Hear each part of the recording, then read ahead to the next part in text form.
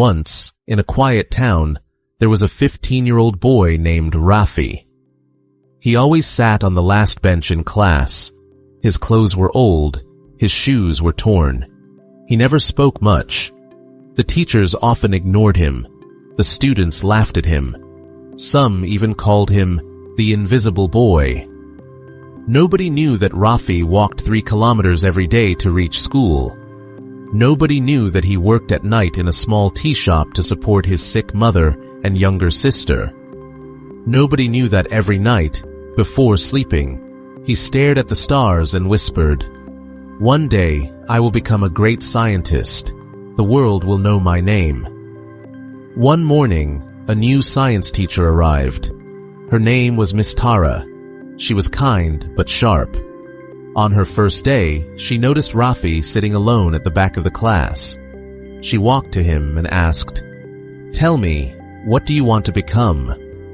The class laughed. Some students whispered, "He probably has no dream."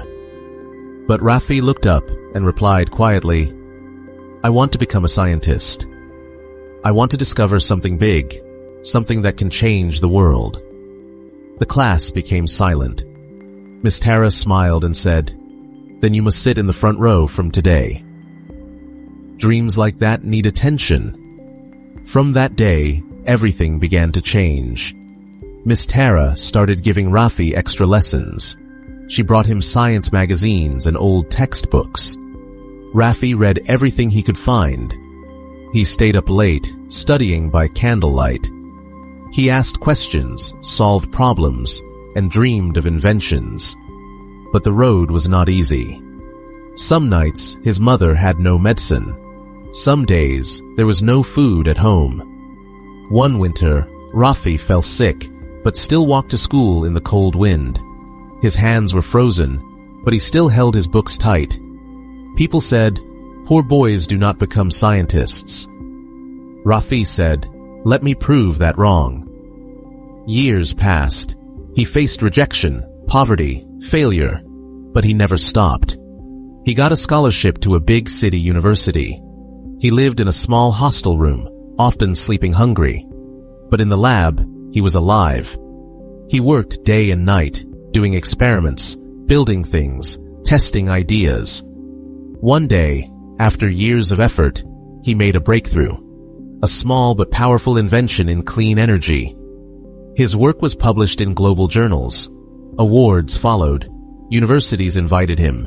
Newspapers called him the boy who never gave up. At a global science conference, Rafi stood on stage. People from all over the world clapped for him. Cameras flashed, but his voice was calm. He said, "I was once the boy on the last bench, the one who had nothing but a dream, the one who people laughed at. But I had a teacher who believed in me, and I believed in myself. That was enough." He looked at the audience and said with tears in his eyes, "Never let your background define your future. If you are poor, tired, or broken, still, dream big. Even if no one claps for you now, keep working. One day, the whole world will stand up for you." If this story touched your heart, please like, share, and subscribe to our channel for more inspiring stories like this one. Thank you for watching. We will meet again with a new story, a new lesson, and a new hope. Until then, stay strong and keep believing.